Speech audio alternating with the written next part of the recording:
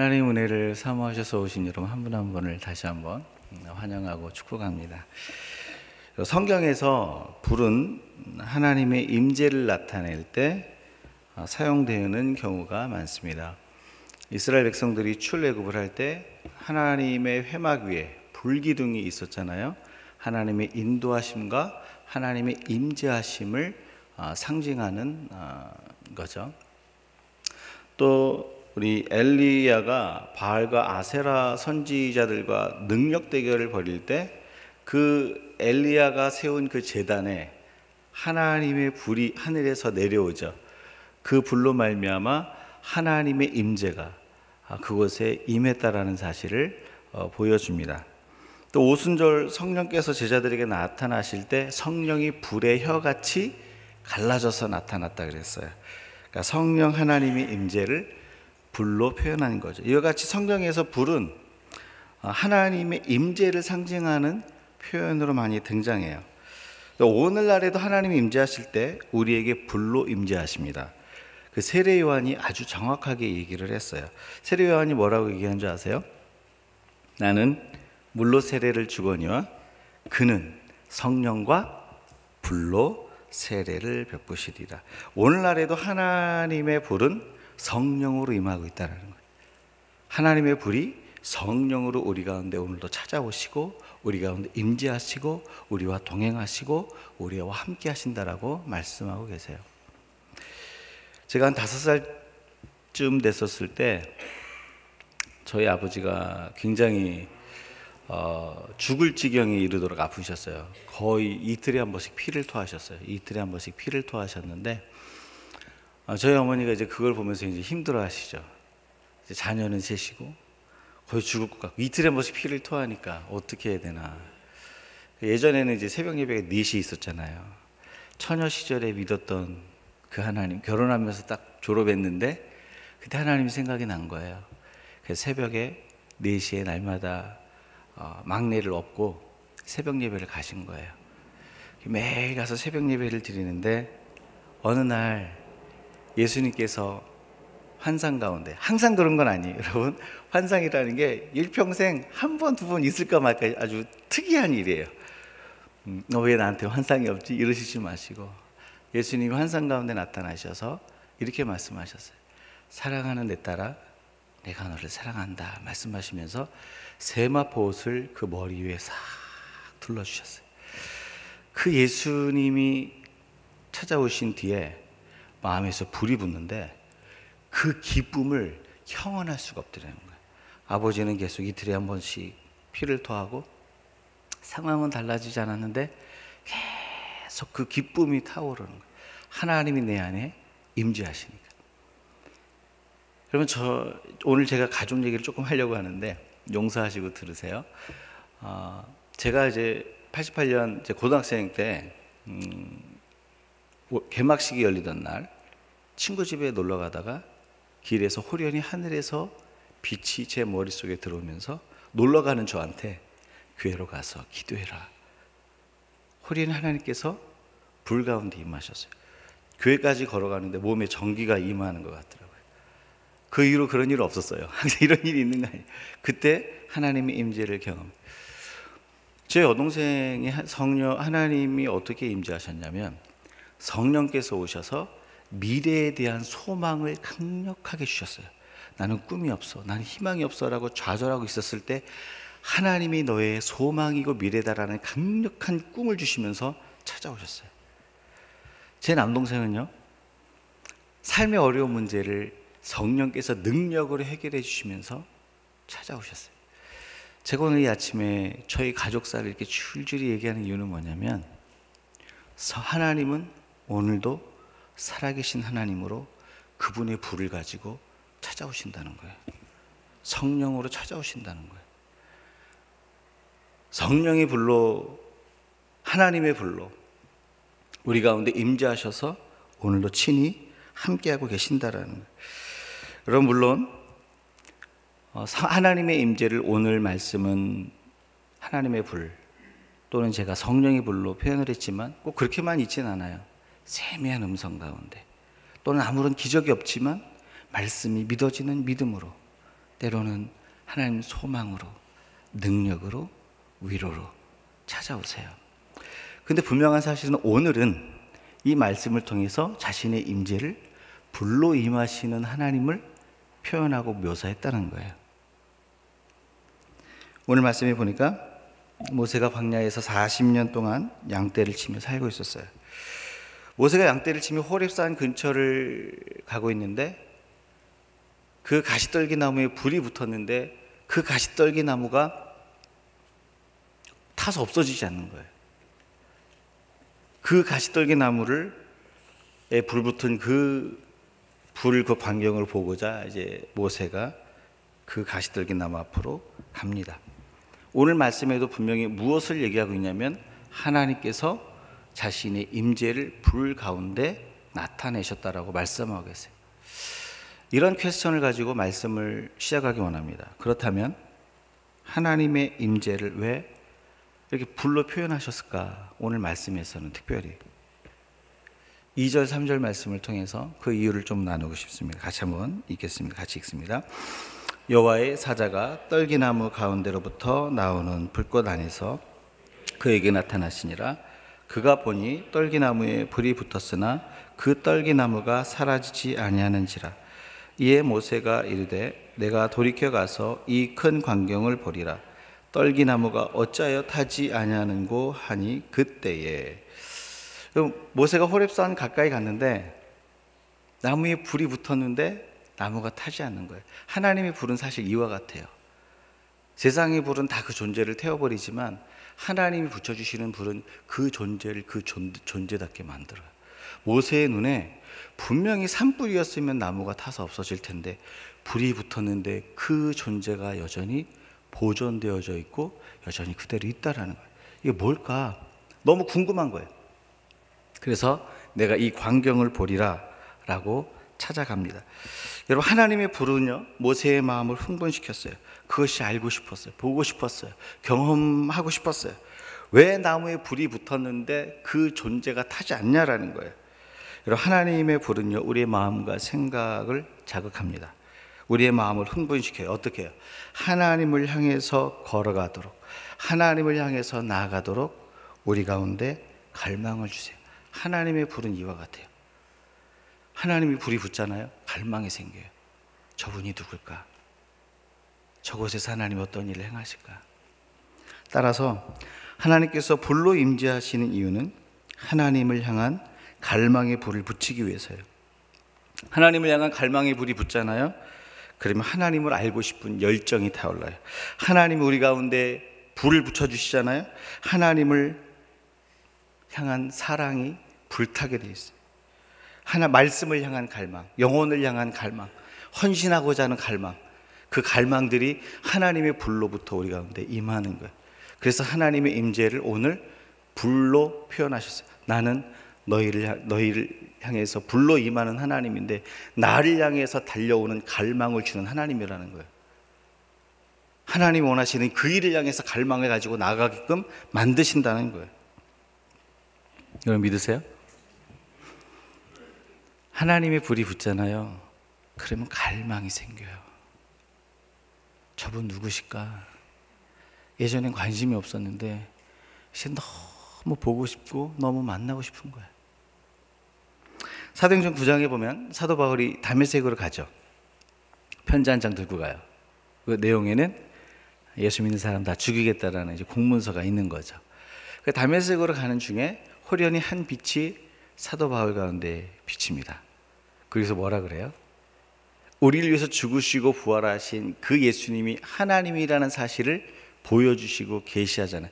여러분, 성령은요 예수를 증언하는 영이에요. 성령은 예수를 말하는 영이에요. 그런데 사도 바울 안에 그 예수가 누구인지를 분명히 들었다는 것은 뭐냐면 하나님께서 성령으로 사도 바울 가운데 임하셨다는, 하나님의 불이, 성령의 불이 그 가운데 임한 거예요. 여러분, 성령의 불이, 하나님의 불이 그 마음 가운데 임하니까 사도 바울 마음 안에 어떤 마음이 생겨요? 어떤 마음이 생기냐면 예루살렘의 그 눈에서 비늘을 벗고 나서 예루살렘에 가서 제자들과 사귀고 싶었어요.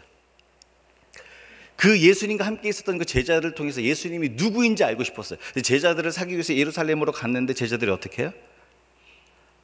믿어주질 않는 거예요. 두려워서 아무도 만나주지 않는 거예요. 그때 바나바가 이 바울이죠. 바울을 데리고 예루살렘에 데리고 다니면서 이 사울이 어떻게 예수 그리스도를 만났는지 얘기합니다. 그리고 그 이후로 예루살렘에 있는 제자들과 사귀면서 예수 그리스도가 누구인지에 대해서 알고 배웠어요. 무엇을 얘기합니까? 하나님의 불이 임하잖아요. 성령의 불이 임하잖아요. 우리 가운데 갈망이 생긴다는 거예요. 어떤 갈망이요? 하나님을 알고자 하는 갈망. 성령의 불이 임하면 뭐 환상을 보고 기적을 이걸 얘기하는 게 아니에요. 물론 그럴 수도 있어요. 더 궁극적인 목적은 뭐냐면 하나님의 불이 임하잖아요. 갈망이 생겨요. 내 영혼의 창조주, 내 구원의 주, 하나님을 향한 갈망이 생긴다는 거예요. 사랑하는 여러분, 오늘 이 시간 어떤 갈망을 가지고 이 시간 나오셨습니까? 마음의 소원이 성취되는 갈망도 있을 거고 여러 가지 갈망이 있을 수 있어요. 근데 여러분, 하나님의 불이 붙잖아요. 그 어떤 갈망보다도 예수 그리스도는 오늘 나에게 누구이신가? 예수 그리스도는 오늘 내 삶의 현장에 어떤 일을 행하시는가? 예수 그리스도는 오늘 내 삶의 현장 가운데서 어떻게 나와 동행하시는가? 여기에 대한 갈망이 생기는 거예요. 여기에 대한 갈망이 있으세요? 하나님은 내 삶 현장 가운데 어떻게 일하세요? 하나님 저에게 보여주세요. 그리고 예전에는요, 썩어 없어질 것을 향한 갈망이 넘쳤어요. 더 많이 갖고, 더 성공하고, 더 잘 나가길 갈망했어요. 육체적으로 더 짜릿짜릿한 어떤 자극을 갈망했어요. 육체에 술을 붓기도 하고, 성적 쾌락, 도박, 중독, 이런 것들을 갈망했다는 거죠. 여러분, 이것이 하나님의 불을 받기 이전의 저와 여러분이에요. 하나님의 불이 임하잖아요. 갈망이 생겨요. 진리를 알고자 하는 갈망이 생겨요. 진리를 행하고자 하는 갈망이 생겨요. 오늘 하나님이 내 삶의 현장 가운데 어떻게 일하시고 역사하시는지 보기를 원해요. 주님이 기뻐하시는 것을 선택하기를 갈망해요. 하나님이 내 삶을 바라보시면서 내가 너를 보니 참 기쁘다. 내 마음을 시원케 하는 자여. 이런 말을 듣는 갈망이 생겨요. 다른 사람이 나한테 뭐라 그러나 이런 거 말고요. 다른 사람이 나 어떻게 평가하나 이런 거 말고요. 하나님이 오늘 나를 어떻게 평가하신 여기에 대한 갈망이 생기는 거예요. 그게 나한테 너무 중요한 거예요. 다른 사람이 말하는 건 중요하지 않아요. 하나님이 오늘 나에게 뭐라고 말씀하시는가 이걸 듣기 원하는 갈망이 생기는 거예요. 하나님의 불이 저와 여러분 가운데 임했습니까? 하나님의 불은요, 기적을 수반할 수도 있지만 기적이 없을 수도 있어요. 근데 중요한 한 가지 사실은 뭐냐면 하나님의 불이 임하면 갈망이 생겨요. 하나님, 저 주님 없으면 못 삽니다. 하나님, 저 주님 아니면 안 됩니다. 하나님, 내 삶의 현장 가운데 오늘 살아계신 하나님 보게 하여 주옵소서. 이 갈망이 생기는 거예요. 제가 한국에서 목회할 때 제가 어떤 훈련을 받으면서 타 교회의 어떤 집사님의 간증을 이제 듣게 됐어요. 그분 간증이 그래요. 그분의 삶이 한국에서 상위 5% 안에 드는 사람이에요. 삶이 다르더라고요. 집이 다르더라고요. 목회자들을 초청하면서 어떤 그 교회에서 이렇게 막 훈련하는 게 있었는데 그분이 뭐라 그러냐면 이렇게 얘기를 하죠. 간증을 하는데 목사님들 저는 명품 중에 명품을 들고 다녔습니다. 여러분 저는 그때 처음 알았어요. 명품은 다 명품은 명품으로 그냥 속하는 거지 명품 중에도 명품이 있다는 사실 그때 몰랐어요. 근데 저한테 뭐라 그러냐면 일반적으로 들고 다니는 명품은 들고 다니지도 않는다는 거예요. 저는 명품 중에 명품을 들고 다녔고 그것이 곧 나였고 그것이 곧 나를 설명하였습니다. 이렇게 얘기를 하셨어요. 근데 그분은 계속 교회를 다니셨죠. 그런 인생을 살다가 어느 날 주일날 교회에서 예배를 드리는데 주님이 찾아오시는데 뭐라고 찾아오시냐면 내가 너의 죄를 씻었다. 자유케 된 영혼이요. 그러면서 축복을 하시다. 그때부터 말할 수 없이 막 눈물이 계속 흐르더래요. 그 주님의 찾아오심이 기뻐서 너무 감격이 돼서. 근데 이상한 일이 벌어진 거예요. 그 주님이 그렇게 임재하시고 찾아온 그 순간부터 그 자기가 그렇게 찾았던 것들이, 자기를 설명해 주었던 그 어떤 것들이 더 이상 귀하지 않더래요. 명품을 드는 것도 즐겁지 않고 명품을 가지는 것도 별로 관심이 없더래요. 그 다음에 이분이 무슨 설명을 하냐면, 제가 목사님 이제는요 시장에서 5,000원, 10,000원, 20,000원짜리 하는 그 면티 입고도 저 돌아다닐 수 있어요. 뭘 입어도 그게 저를 설명해 주는 게 아니에요. 근데 제 안에 있는 갈망이 뭔지 아세요, 목사님? 이런 얘기를 하더래요. 내가 만난 예수님을 저 사람에게 전하고 싶은 갈망이라는 거예요. 그래서 그 훈련 프로그램이 뭐였냐면 제자 훈련 프로그램이었어요. 목사님, 오늘도 제가 이렇게 제자 훈련의 날을 드리는 이유는 나를 만나주신 그 예수님을 나누고자 하는 갈망이 오늘도 나를 움직이기 때문에 그렇습니다. 이 간증하는 거 들었어요. 하나님께서 오늘 저와 여러분 가운데 물으세요. 저와 여러분의 갈망은 무엇입니까? 하나님께서 저와 여러분의 아버지 되시기 때문에 아버지는 좋은 걸 주기 원하세요. 또 그렇게 되기를 주의 이름으로 축원합니다. 그렇죠? 하나님 좋은 거 주시는 거 누리고 즐기시길 주의 이름으로 축원해요. 근데 그건 아버지 몫이에요. 그건 아빠가 하는 거예요. 자녀인 저와 여러분이 하는 거는요, 하나님을 갈망하는 거예요. 하나님 손에 있는 선물을 갈망하는 것이 아니라 하나님 그분을 갈망하는 거예요. 하나님 그분을 기뻐하는 거예요. 왜 우리가 다른 것을 갈망하는 줄 아세요? 하나님의 불이 없어서 그래요. 성령의 불이 없어서 그래요. 성령이 저와 여러분을 지금, 저와 여러분의 심령을 태우는 것을 경험하지 못해서 그래요. 하나님의 불이 우리의 심령과 영혼을 태우잖아요. 우리의 갈망이, 우리의 관심이 다른 데 있어요. 어디요? 하나님께 있는 거예요. 저와 여러분의 갈망은 어디 있습니까?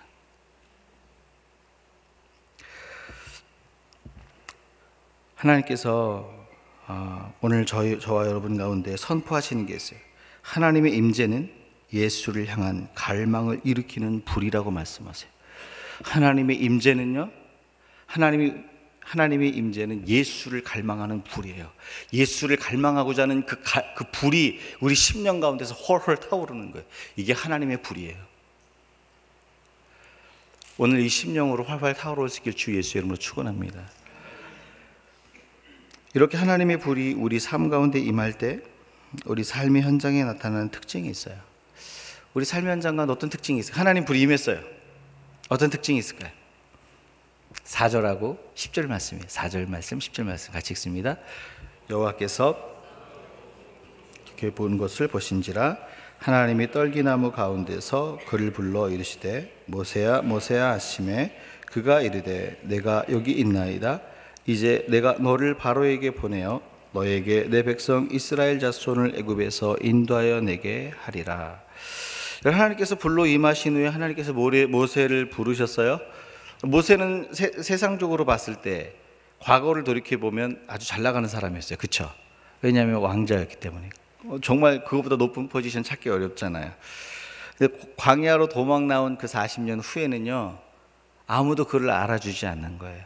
양 뒷공무니만 쫓아다니는 그 인생을 보면서 다른 사람들이 뭐라 그랬어요? 에휴, 너가 과거의 왕자였니?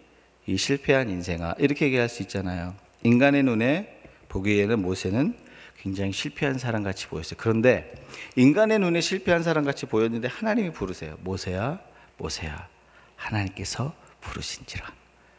우리는 실패했다고 생각했는데 하나님은 부르셨어요. 그 뭐라 그러냐면, 이거 이름을 불렀다는 거는요, 내가 너 안다는 거예요. 세상 사람들은 실패했다고 얘기했지만 모세야 내가 너를 알아. 모세야 부르시는 거죠. 여러분, 사실 진짜 인간의 눈으로 봤을 때 실패자일 수 있어요. 근데 하나님의 눈에 봤을 땐 실패자가 아니에요. 그의 인생은요, 하나님의 뜻을 이루기에 가장 합당한 삶이었어요. 왜 그런 줄 아세요? 모세가 40년 동안 왕자의 삶을 살면서 모세만큼 그 애굽의 문화와 애굽의 언어와 애굽의 왕궁의 그 문화와 이런 것들을 모세만큼 잘하는 사람이 어디 있겠어요? 그 모세는요, 애굽을 아는 사람 중에 가장, 이스라엘 백성 중에 가장 잘하는 사람이었어요. 그리고 모세만큼 광야를 잘하는 사람이 어디 있어요? 양떼를 이끌고 40년을 다녔어요. 모세만큼 그 광야를 잘 아는 사람이 어디 있어요? 하나님 이걸 아시고 세상은 실패했다고 얘기했지만 하나님은 모세를 부르셨어요. 세상은 실패했다고 얘기했지만 너의 삶은 나의 뜻을 이루기 위해 가장 합당한 삶이라고 부르시는 거예요. 한마디로 하나님의 부르심이 자격이라는 거예요. 여러분, 우리가 자격을 가졌기 때문에 하나님의 부르심을 받을 수 있는 게 아니에요. 하나님의 부르심이 자격이에요. 여러분 믿으세요?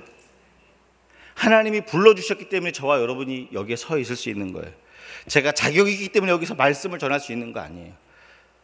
저의 삶과 생각과 내면 세계를 다 뒤집어 까면요, 여기 못 써요, 여러분. 근데 우리는 생각하죠. 하나님, 저는 자격이 없어요. 얼만큼 하면 자격을 가질 수 있을까요? 얼만큼 준비하면 저와 여러분이 자격을 가질 수 있습니까? 오늘 하나님 뭐라 그러는지 아세요? 세상은 실패했다 그랬는데 하나님 뭐라 했냐면 너는 내 뜻을 이루기에 충분해 하면서 부르심이 자격이라는 거예요. 따라서 하나님께서 불로 임재하실 때 나타난 우리 첫 번째 그 삶의 현장의 특징은 뭐냐면요, 하나님의 부르심을 나의 자격으로 받아들이는 거예요. 이게 하나님의 불이 임할 때 나타나는 특징이에요. 여러분, 하나님께서 뭐라고 얘기하십니까? 하나님의 부르심을 자격으로 붙들라라고 하나님 말씀하고 계세요.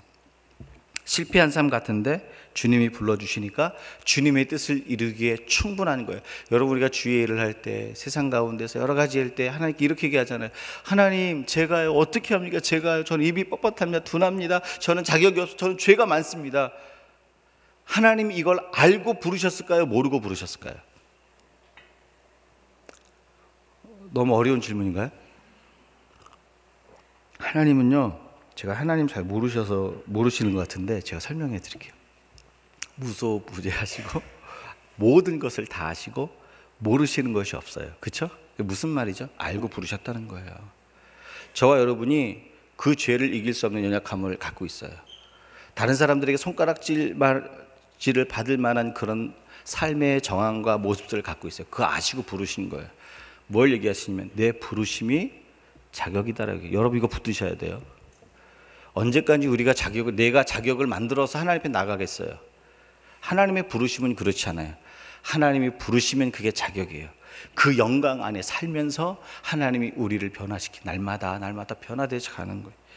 여러분, 창세기에 요셉이요, 바로의 꿈을 해석하잖아요. 그렇죠? 바로의 꿈을 해석하고 난 뒤에 바로의 그 종들이 바로한테 뭐라 그런지 아세요? 이렇게 얘기해요. 왕이시여, 이보다 더 합당한 총리를 어디서 구할 수 있겠습니까?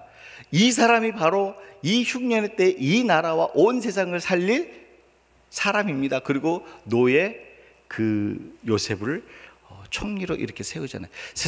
노예는요, 세상 사람들의 눈에 실패자였어요. 세상 사람들의 눈에 아무것도 아닌 사람이에요. 그런데 세상이 인정을 하고 있어요. 총리로 세워야 된다. 왜요?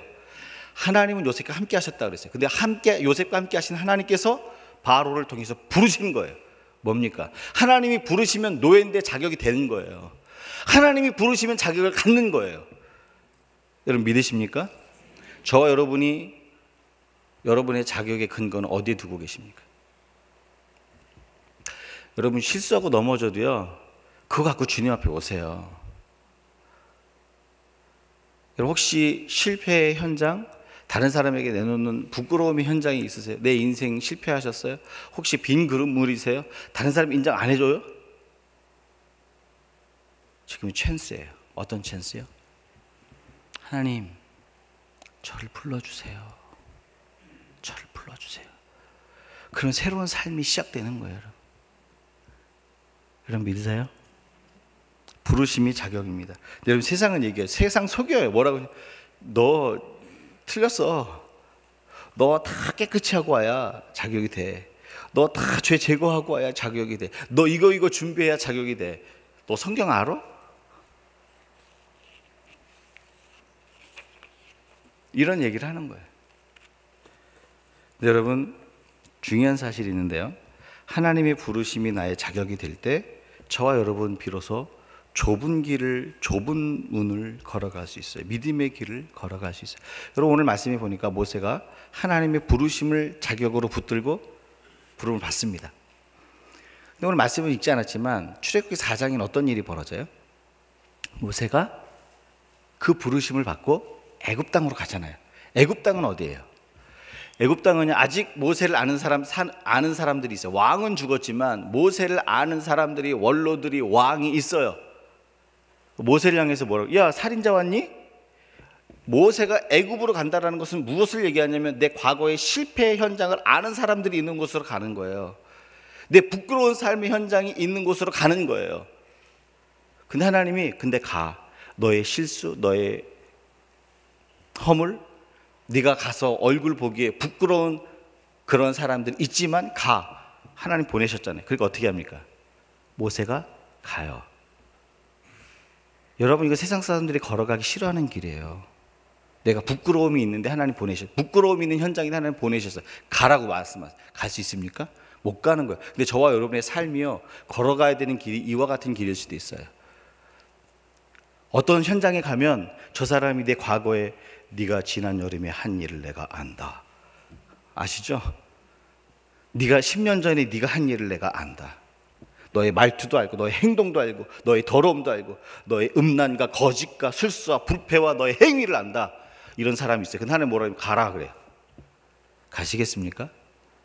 근데 모세가 지금 가고 있어요. 아니 그건 떠나고 오늘 아침에 운전하고 오시면서 배우자에게 막 화를 한 바가지 붓고 오지 않으셨어요? 혹시 자녀에게 안 그랬다면 다행이지만 그때 하나님 얘기하시는 거예요. 가서 잘못했다고 얘기하고 복음을 선언해라. 어떻게 하시겠어요?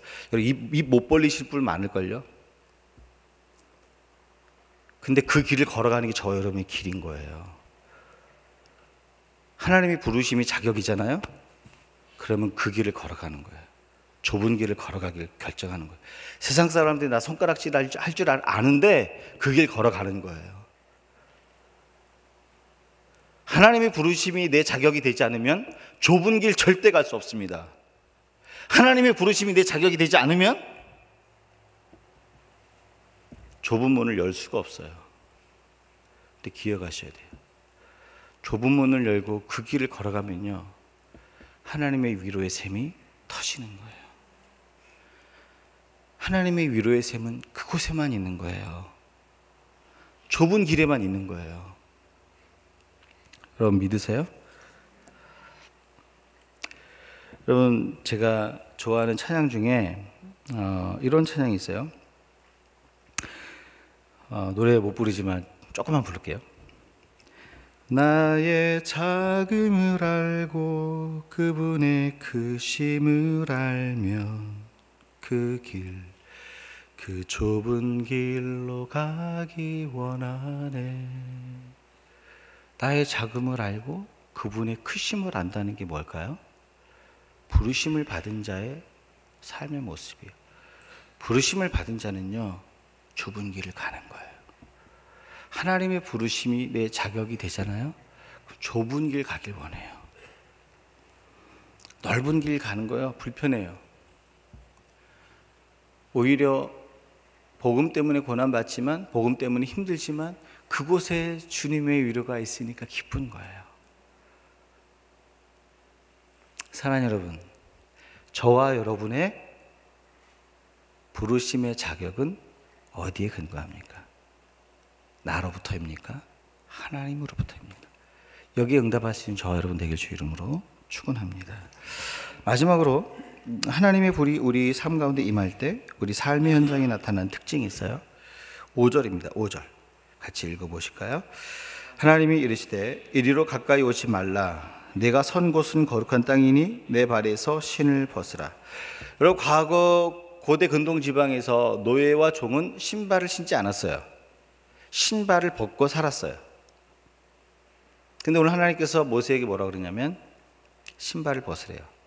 그건 뭘 얘기했냐면 모세가 하나님의 종으로 부름을 받은 거고 하나님이 나의 주인으로 나의 왕으로 고백이 되어지는 삶의 현장인 거예요. 그러니까 여러분, 하나님의 임재의 불로 말미암아 모세가 하나님을 왕으로 모신 거죠. 삶의 주인이 바뀐 거예요. 따라서 하나님의 불이 우리 가운데 임할 때 나타나는 그 특징이 뭐냐면 하나님을 나의 삶의 주로 고백하는 거예요. 삶의 주어가 나에서 하나님으로 바뀌는 거예요. 하나님의 불이 임하잖아요. 하나님의 성령의 불이 임하면 삶의 주어가 나에서 하나님으로 바뀐다는 거죠. 여러분, 삶의 주어가 나에서 하나님으로 바뀌면요, 삶의 질서와 아름다움이 찾아와요. 우리 삶의 현장 가운데 아름다움이 깨어지고 삶의 질서가 깨지는 건 뭐냐면 삶의 주어가 잘못돼서 그래요.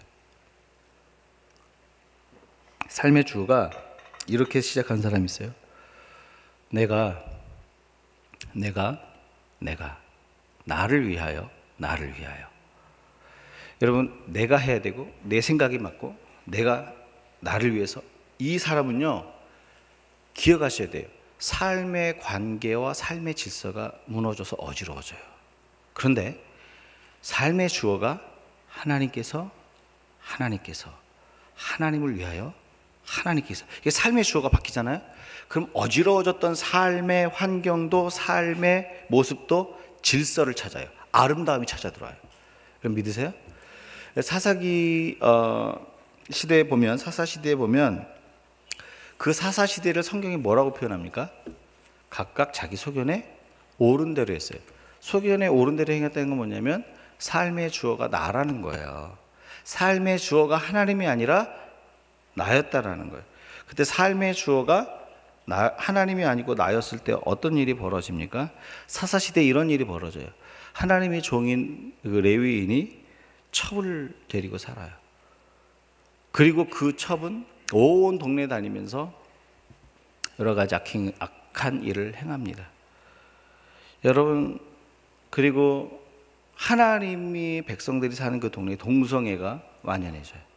그리고 베냐민 지파가 거의 멸절되기에 이르기까지 동족끼리 싸워요. 이게 지금 질서가 있어 보여요? 질서가 깨진 것 같아 보이세요? 여러분, 개인의 삶의 질서도 깨졌고요, 관계의 질서도 깨졌고요, 사회의 구조적 질서도 깨졌어요. 내가 삶의 주어가 되면요, 질서가 깨지는 거예요. 질서가 깨지면 아픈 거예요. 바로 증명해 드릴까요? 빨간불일 때 한번 지나가 보세요. 어떻게 되나? 빨간불, 신호등은 질서예요. 근데 질서를 딱 깨잖아요? 고통이 생기는 거예요. 고통이. 근데 삶의 질서가 깨지잖아요? 삶의 현장 가운데 고통이 들어요. 그런데 사사시대의 가장 마지막 사사 사무엘이 들어와서 자기 각각 소견에 옳은 대로 행했던 그 삶의 모습이 다 사라져요. 하나님의 이상과 말씀이 사무엘을 통해서 선포되어집니다. 하나님이 그 나라를 주관하기 시작해. 하나님이 그 나라와 그 인생들의 주어로 등장한 거죠. 그랬더니 어떤 일이 벌어진 줄 아세요? 사무엘상 7장 14절에 두 가지 단어의 표현이 있는데, 이스라엘의 땅이 회복되고 평화가 있었더라. 회복과 평화라는 단어가 하나님을 인생의 주어로 삼는 그 삶의 현장 가운데 나타나요. 회복과 평화, 뭐예요? 삶의 어그러졌던 그 삶의 현장이 회복이 일어나는 거예요. 아름다움이 생기는 거예요. 여러분, 무엇을 말하고 있습니까? 하나님이 우리 삶의 주어가 되면 모든 무질서가 사라지는 거예요. 혼란이 사라지는 거예요. 하나님의 평안이 나타나는 거예요. 왜냐하면 하나님 그곳에 통치하시니까. 여러분, 왜 우리 삶의 현장에 무질서가 있고 어려움이 있을까요? 그것은 내 삶의 주어가 나이기 때문에 그래요. 하나님, 제 생각에는요, 내가요, 하나님 나를 위해서 나. 인간의 타락이 삶의 주어가 나가 됐을 때 타락된 거 아시죠? 하나님같이 되고자 하는 나, 그것 때문에 질서가 깨진 거. 하나님과 나, 하나님은 창조주시고 우리는 피조물이라, 그 관계의 질서가 깨졌어요. 오늘 삶의 현장 가운데 돌이켜 볼까요? 왜 부부 가운데 관계의 질서가 깨지는 줄 아세요? 왜 나를 못 알아주는 거야? 그러는 자기는, 내가 몰라준다고 얘기했을 때 상대방은 알아줬습니까? 아니잖아요. 그런데요, 그 삶의 주어가 나가 아니라 하나님이 되면 이상하게 그 관계가 정리가 돼요. 이해가 안 되는데 이해가 되는 거예요. 우리 아내가 이것 때문에 힘들었구나. 우리 남편이 이것 때문에 힘들었구나. 웃으시는 분들은 은혜가 있을 줄로 믿습니다. 여러분, 하나님이 내 삶의 주어가 되면 평안이 남아요. 삶의 질서가 남아요. 그러나 내가 내 삶의 주어가 되면 불안이 남아요. 왜 그러는 줄 아세요? 하나님은 영원을 통치하시는 분이고 저와 여러분은 순간 찰나를 통치하는 존재이기 때문에 그래요. 하나님은 온 우주와 만물과 역사를 통치하시는 분인데 저와 여러분은 저와 여러분의 마음속 하나도 통치할 수 없는 존재이기 때문에 그래요. 내 마음속 하나도 통치할 수 없는 존재가 삶의 주어가 나가 되니까 그게 어그러지지 않겠어요? 온 우주와 온 만물과 역사와 시대와 영원을 통치하신 하나님이 삶의 주어가 되면 삶이 질서가 생기는 거예요. 근데 저와 여러분은 내 마음도 통치 못하잖아요. 안 그래요? 조금 전까지는 웃었다가 딱 돌아서 걔가 그랬단 말이야? 그러면서 바로 바뀌어요. 이건 저 얘기예요. 아닌가요? 여러분, 우리 스스로 자신을 너무 과대평가하지 마세요. 때와 시간과 장소가 딱 맞닥뜨려지면 내 더러운 게 올라오는 거예요. 왜? 언제요? 내가 삶의 주어가 되면. 근데 막 이렇게 부글부글 끓어올라도요, 한번 생각해 보세요. 주님, 온 우주와 시대와 역사와 영혼을 경영하시고 이끌어 가신 하나님이 이 순간에 이 모든 것에 하나님이 내 삶의 주어가 되십시오. 하나님이 주어가 되시면요, 하나님 책임지시는 거예요. 내가 주어가 되면 하나님 책임질 필요가 없어요. 내가 주어니까. 내가 책임을 져야 되는 거예요. 뭐가 더 완전하겠습니까? 결론은 여러분이 내리십시오. 저와 여러분이. 여러분, 하나님께서 오늘 저와 여러분 가운데 무엇을 얘기하시냐면 삶의 질서와 아름다움이 깨어졌느냐 물어보시면서 만일 그렇다면 삶의 주어를 나로 두라는 거예요. 하나님 그거 선포하고 계세요. 여러분, 삶의 주어를 하나님께 두는 것이 저와 여러분이 살 길이에요. 삶의 주어를 하나님께 두는, 어떻게 하나님께 둘 수 있습니까? 하나님의 불, 곧 성령의 불이 저와 여러분 가운데 임하는 거예요. 여러분, 하나님의 불은요, 삶의 주어를 하나님께 두도록 만드는 능력이에요. 믿으십니까?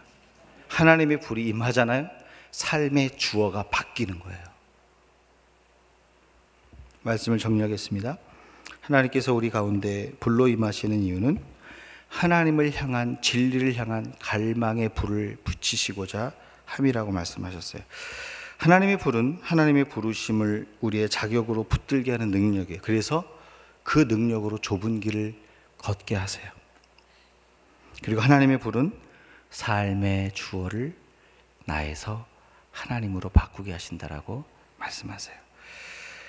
이 하나님의 불이 저와 여러분의 생각과 마음을, 삶을 통치할 수 있기를 주 예수의 이름으로 축원합니다.